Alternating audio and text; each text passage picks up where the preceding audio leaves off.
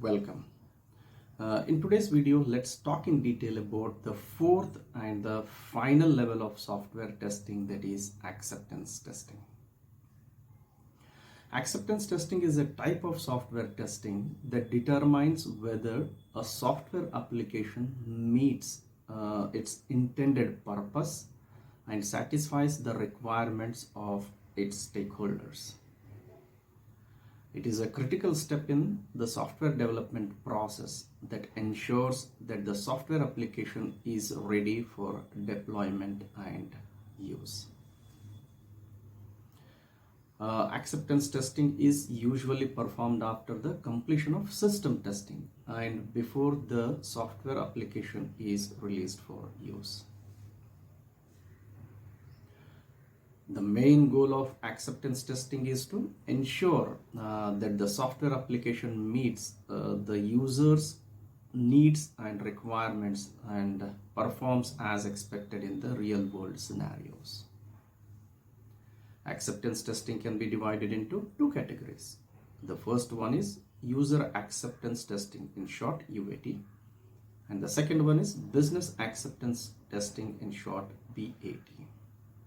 So let's talk about the user acceptance testing. User acceptance testing involves testing the software application from the end user's point of view to ensure that it meets the user's needs and expectations. Whereas business acceptance testing involves testing the software application from business point of view to ensure that it meets the business's needs and objectives. During acceptance testing, the software application is tested against the acceptance criteria specified by its stakeholders. The acceptance criteria are the requirements that the software application must meet to be accepted by its stakeholders. Acceptance testing involves various testing techniques like functional testing, usability testing, security testing, performance testing, etc. So let's understand the acceptance testing by a practical example.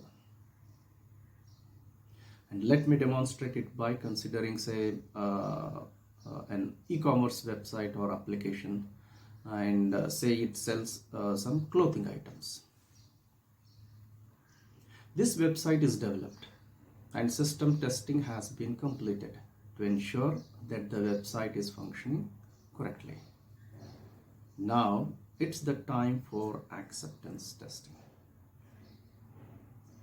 The acceptance criteria may include various requirements such as the website should be easy to navigate and user friendly. The website should be accessible from different devices and browsers, and the website should be able to handle a high volume of traffic without any performance issues, and the website should be secure and protect users' information, personal informations or financial informations, right?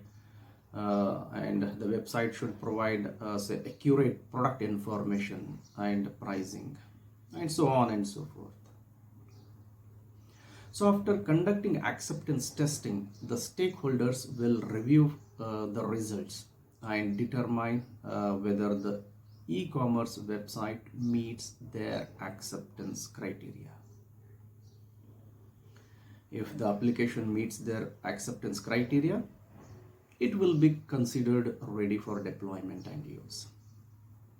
And if the website does not meet their acceptance criteria, then what?